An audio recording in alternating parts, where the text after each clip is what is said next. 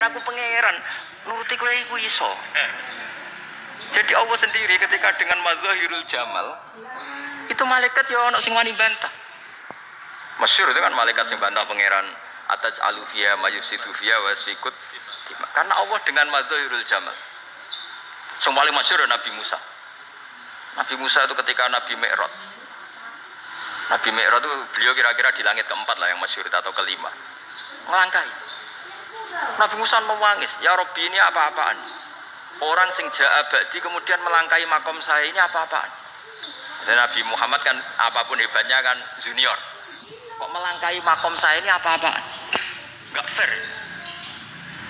Sampai Nabi Muhammad itu tanya gini sama Jibril. Reaksi Allah gimana ketika melihat Musa seperti itu? Jawab malaikat Jibril lucu. Ya rohidatahu, Allah sapal gayane Musa. Biar. Ya dibiarin aja sama Allah. Tapi yang jenenge Nabi Musa itu kekasihnya Allah. Tetap berkah bagi kita. Betul. Ketika setelah Mi'raj diwajibkan sholat 50. Gentenan Nabi Musa kelihatan nabinya. Sebenarnya Nabi Musa itu sebetulnya loh, gak nguntungkan kita sebetulnya. Tapi yang nguntungkan. Sebenarnya tidak niat nguntungkan kita, tapi nguntungkan. Nabi Ibrahim kan di langit ke-6, keren lah. Konti jong ketemu Allah ngeten-ngeten kan salat seket. Karena Nabi Ibrahim terkenal Nabi baik ada bantah. Bareng Nabi Musa. Kenapa diceluk pangeran? Kula kan salat ping 50. Inna ummataka la tutiku dzalik. Wah, gak kuat umat. Serai-rai kaya umatmu ora ngarah kuat 50. Tapi sebenarnya Nabi Musa itu niatnya bukan membela kita. Fa inna ummati la umatku sing gagah-gagah ra iso meneh umat. Berarti sebetulnya ya, itu masih pakai gengsinya. Wes ngono-ngono lah sementing kita untung. Sebetulnya dia itu gak terima. Wong umat saya aja yang lebih kuat. Gak kuat apalagi umatmu. Dan terus sebutin. Irji ila rabbika fas'al takhfif. Itu berarti Allah dengan madzahirul jamal. Sudahlah, datang ke Allah minta keringanan. Allah itu baik. Minta, mbak Allah diringan mau 5 tok, jadi cek 45. Balik ke Nabi Musa, piro 45, cek rakuat umat. Wong umat kowe rakuat, jadi sebenarnya aslinya bilang umat kowe rakuat. Lo cara Nabi Muhammad model wong Malang, yo beda umatku be umatmu. Ribet kan? Itu. Lo Nabi Muhammad kan tidak seperti itu kan? Tidak punya akhlak Malang kan, akhlak. Maksudnya akhlaknya mujur itu, akhlak yang baik gitu. Ya akhlak yang mujur, bukan yang malang gitu. Jadi Nabi ya manut. Tinggal 40 kan, dikurangi lagi 35 sampai 9 kali kan, masyhur itu. Ya kan kalau dikurangi 55 kan berarti turun naik kan 9. Itu setelah 5 itu Nabi Musa aja usul masih ragu. Itu cara Nabi munggah nentek.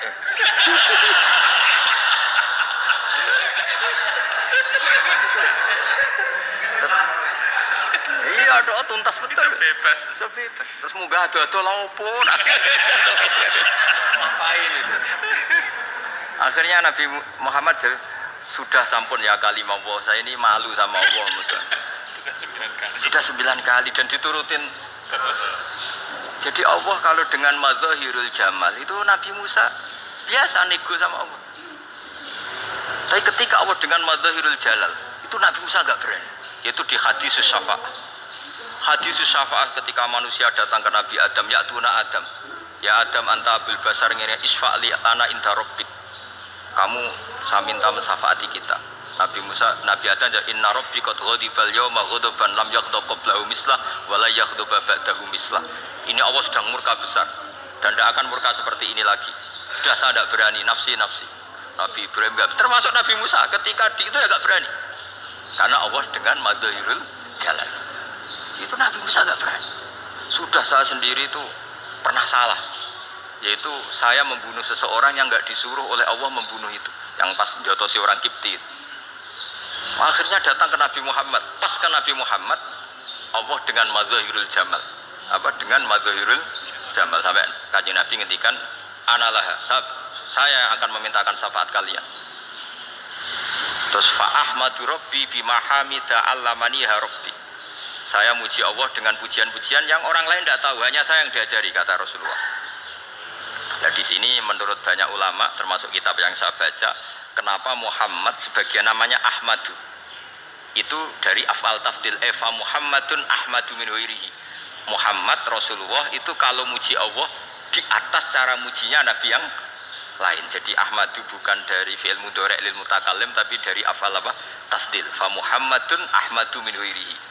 Bahwa Kanjeng Nabi Muhammad sallallahu alaihi wasallam itu cara mujinya Allah di atas pujian para nabi. Makanya di sini Sayyid Ali Zainal Abidin kalau muji hamdal hamidin wa fauqa hamdil hamidin. Jadi pujian saya ini di atas rata-rata cara mereka apa?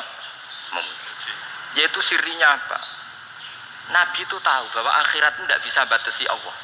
Kamu tidak bisa nyemprit Allah. Allah, ini akhirat tuh. Amal sudah ada manfaat. Ingat itu. Tidak bisa seperti itu. Allah itu nggak bisa tunduk sama konstitusi yang bernama akhirat. Artinya Allah meskipun di akhirat tetap duwe hak yaf'alu ma biasa atau yaf'alu ma yurid. Nggak bisa kamu terus wah ini akhirat amal ra iso dikirim wong mati, amal ra iso dikirim. Yo pangeran kok mbok atur. Kalau kita yang mengirimkan tidak bisa, tapi kalau Allah tetap bisa. Makanya ada kiai mengatakan kodok qadar ora iso dirubah, itu kamu. Makanya ada seorang kiai ditanya, kodok qadar ora iso dirubah sekali dicatat selesai. Jadi kiai tadi, tapi nak Allah iso. Dalile apa yang huwa ma yasha wa yusbit. Nak Allah ya iso, sing ra iso kan kita. Nah, Nabi itu tahu betul meskipun akhirat itu Allah masih bisa dinego saking baiknya. Akhirnya Nabi sujud masyhur itu terus ya Muhammad irfa ra'sak wasal tuqa wasatu safa semat sirahmu angkat kuwi apa tak turuti. Semenjak itu Nabi minta apa? Syafaat. Artinya apa? Ketika Nabi lain berpikir bahwa akhirat ini membatasi amal karena sudah Nabi tahu betul kalau Allah tetap Allah yang enggak terbatas kekuasaannya, enggak terbatas rahmatnya juga saat di akhir. Makanya disebut fa Muhammadun Ahmadu min ghairihi. Makanya wa mubasyiran bi rasuli ya'ti mim ba'di ismuhu Ahmad. Jadi makanya terus banyak GNU sing wis macam-macam lah. Semua sing potongane wedi terus hati. Itu berarti makome Madhirul Jalal. Ana sing amen guyon nek makome Madhirul Jamal. Ana sing ra jelas ngene iki. Nang guyu buanter kok nangis yo buanter. Jebule urusan utang lah ini sudah yang utang. Jadi makanya yang rileks saja. Sebenarnya agama ini santai, rileks. Karena agama ini harus bifarohin wasururin. Enggak boleh agama ini dibawa dengan kekerasan, dengan antisosial. Karena agama ini harus kul bi fadlillah fi rahmati fa bidzalika falyafrah. Harus senang, harus rileks. Makanya saya jadi kiai itu senang takutnya gini. Sekali saya ada senang jadi presiden buruk. Ternyata di wong alim raina itu contohnya. Sampean merengut terus uripe susah. Nanti orang tidak berani jadi orang alim. Makanya saya buktikan bahwa saya lebih bahagia dibanding rektor. Nanti orang yang jadi rektor semua ingin jadi orang alim. Saya pernah ketemu sekian rektor di Jogja tanya, Gus, kenapa jenengan bela-belain pesantren sampai segitu? Kan keren kampus NU, sekarang ada Unisma, ada NU Jogja, ada NU Jepara gini. Saya bilangin gini, sampai rektornya itu istighfar. Saya bilangin gini, ini sekaligus tak kasih tahu ini rektor Unisma ini. Tak bilangin gini, andai kan tidak ada kiai kayak saya itu Islam bisa tutup. Kok bisa Gus? Misalnya ada perempuan khed faqal adat. Itu kalau untuk tahu hukumnya khed daftar dulu ke Unisma. Daftar dulu kan? Setelah daftar nunggu pelajaran haid. Baru tahu khed setelah 3 tahun dari masalahnya. Tapi baru kayak kiai ketemu saya di jalan, Gus anak kula nu khed ngeten-ngeten mboten normal hukumnya piye? Oh, hukumnya ngene dibalekno ning adat. Ora usah registrasi, ora usah daftar. Jadi ya harus ada istighfarnya lah. Unisma juga harus istighfar, semuanya harus istighfar. Karena ada sisi yang nggak mewakili kebutuhan Islam. Tapi saya sebagai kiai juga istighfar. Karena fakta hukum mengatakan yang boleh jadi KUA yang jabat, yang boleh kemenak yang punya gelar. Dan ini yang mengawal Islam secara undang-undang karena mereka yang bikin. Nah, karena kiai tidak punya gelar tidak bisa jabat di situ. Saya juga istighfar. Jadi tidak sampai untuk istighfar. Karena yang kebutuhan ini terwakili yang punya gelar. Tapi yang punya gelar juga harus istighfar tadi. Mosok kumin roh hukum khed dengan tni kuliah ngentek. Itu aja nanti nunggu guru yang pas mata pelajaran itu. Terus kapan dia ini sholat? Jawabannya belum ketemu. Tapi baru kayak saya kan ketemu di jalan tanya. Terus saya sering ketemu. Gus, saya ini bapak angkat. Mau nikahkan putri saya, itu gimana itu? Kalau cerita wali sebenarnya anak saya sok. Kalau nggak cerita nggak sah karena saya bapak angkat.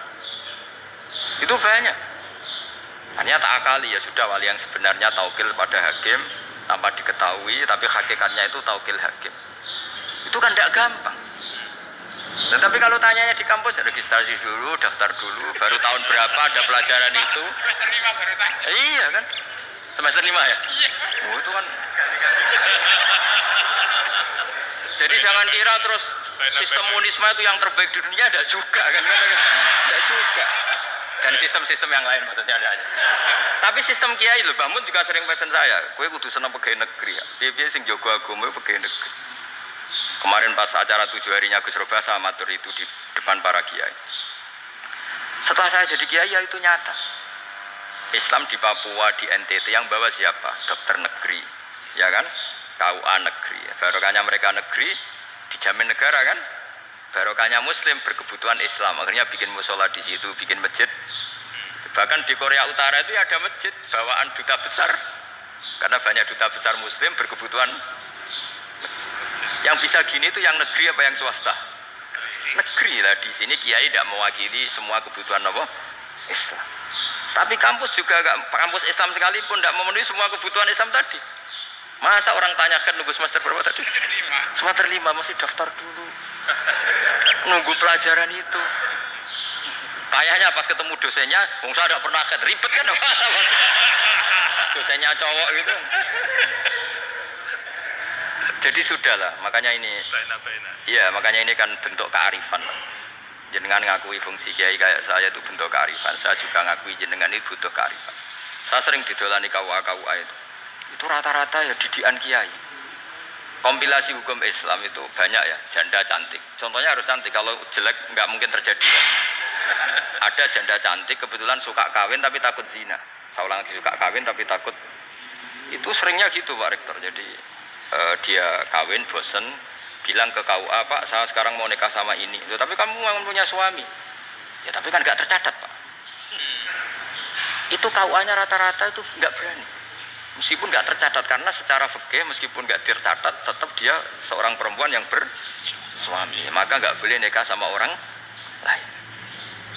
Jadi coba kalau nyun sewu KUA hanya ngikuti hukum formal, yang penting di catatannya nggak punya suami, ya dinikahkan saja kan. Tapi mereka enggak, karena didikan kiai nggak berani. Artinya gini, kalau hanya pro hukum catatan sipil maka ini dinikahkan bisa karena nggak tercatat. Tapi secara hukum santri nggak bisa dong menikahkan perempuan sing dadi zaujin yang punya suami. Jadi ini barokahnya kerjasama yang baik. Jadi di masyarakat itu tertanam didikan kiai, nggak boleh nikahkan perempuan yang bersuami. Tapi di KUA ngikuti hukum formal. Dan di Indonesia itu KUA itu rata-rata konsultasinya ya sama kiai. Sehingga ya nggak berani akhirnya meskipun ya jumlah pun rokok gak iso. Dan itu banyak. Saya ulang lagi ya, makanya ini kan pesantren itu nggak boleh mati. Orang kiai-kiai kayak saya nggak jelas-jelas itu harus lebih jelas lagi. Karena ini yang on time, yang online, yang siapa saja bisa tanya. Saya itu SMS saya itu nggak punya HP BA. HP jadul itu SMS-nya tiap hari tak berapa orang yang tanya dari Kalimantan, dari Aceh. Gus di kampung saya ada masjid 2 itu yang Samana, ada yang dari orang perkotaan. Gus di perumahan baru ada masjid, yang Jumatan baru orang 12 sah enggak? Ya langsung saya jawab sah. Dalilnya ini. Ya sudah, nah, tapi kata Imam Syafi'i gini harus orang 40, itu madzhab Syafi'i, dalam madzhab yang lain gini-gini. Itu kalau tanya rektor itu kan ribet. Masuk ajudan dulu, asisten dulu, panjang.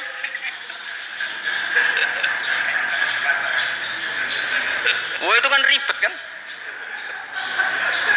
Manggil dosen, dekan VAI dipanggil, dekan VAI nggak mau langsung jawab, cari dosen yang nekuni itu. Usul fikih, saya nakuni itu baru seminar, nunggu dulu Mbak, ini orangnya baru. Kok panjang kan? Bisa tutup Islam kalau kesuwen.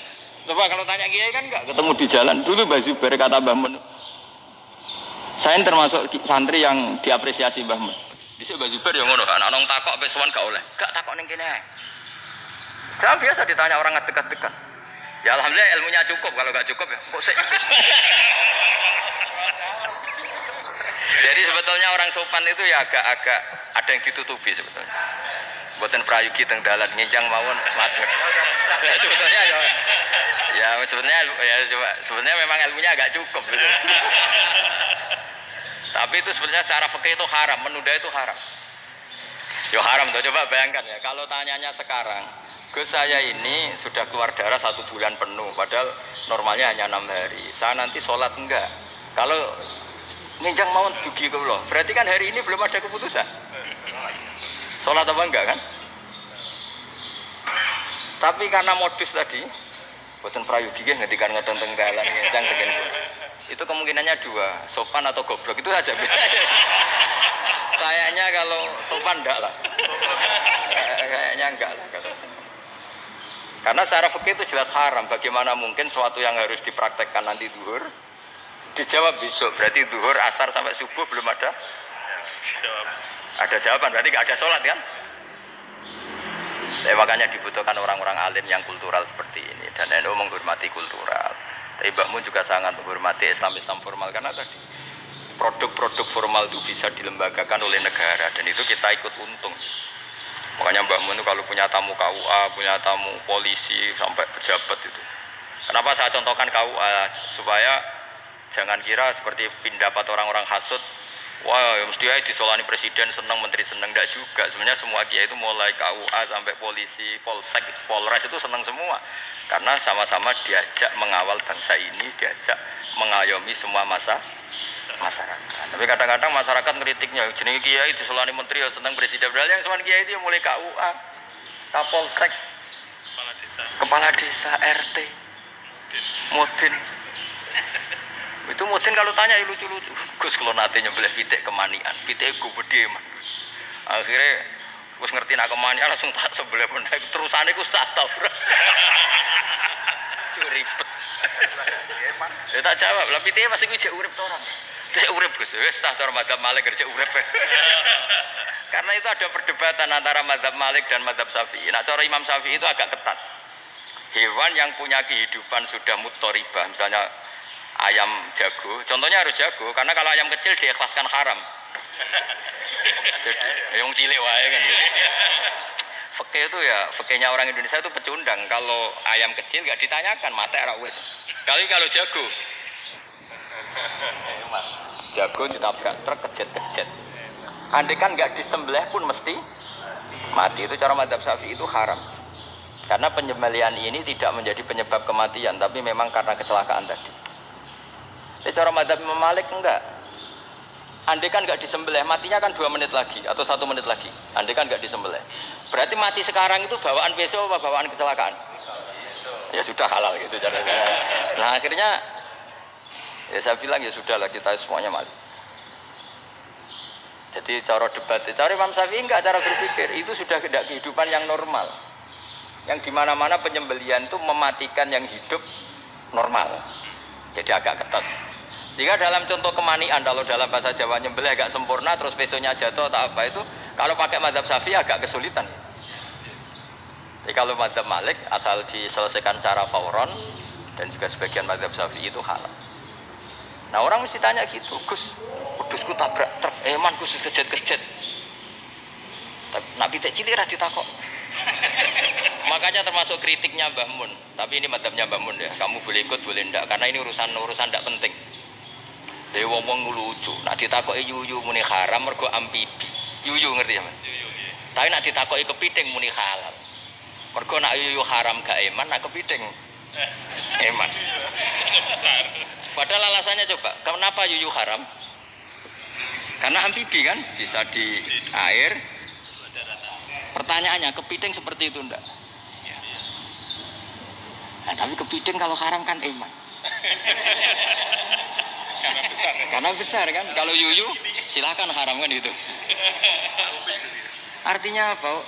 Fikih kita ya agak-agak pecundang gitu, agak-agak pertimbangan. Iya, lucu kan? Kualitatif. Coba alasannya yuyu haram karena apa? Amfibi kan? Hidup 2 alam.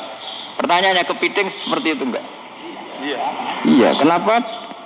Kalau orang tanya, yuyuk haram apa halal? Rata-rata jawab haram. Gitu. Tapi kalau kepiting mulai khilaf. Mestinya kan sama kan? Nah itu. Karena usul hebatnya. Iya tadi. Saya juga sering melihat tonggo-tonggo itu. Ayam cuwilik sama ini ketabrak truk, nggak ada yang tanya. Tapi saya pernah jalan-jalan di Naruan sini. Ono jago ketabrak, sing duwe langsung marani kula pas saya naik motor. Gus ini halal apa haram? Nah langsung kula sebelah halal apa haram? Wis kanggo kowe halal ya halal. Karena saya tahu tak jawab haram mesti kecewa itu. Aduh. Ya ini beratnya. Ya akhirnya ya saya setelah itu mati Imam Syafi'i ngapunten nih umat kula tuh. Umat kula nu rahasia bagi-bagi jenengan tuh ndak siap. Masalah tidak sama. Iya kan akhirnya pakai magamnya Imam Malik tadi. Ya tak Fatihah Imam Syafi'i ini mboten niat nglawan jenengan. Tapi ngobati tiang eman. Mergo pitike besar itu. Jadi ini kan ceritanya itu makanya yang rileks saja lah bahwa Islam ini yang rileks, yang menyenangkan karena ya agama ini harus menyenangkan. Rodi itu bila Rodi itu tuh seneng banget, ridho itu puas, nggak boleh beragama pertuntungan terus emosinan, ya marem atau Rodi itu marem jadi yang ya saya kira demikian. Assalamualaikum warahmatullahi wabarakatuh.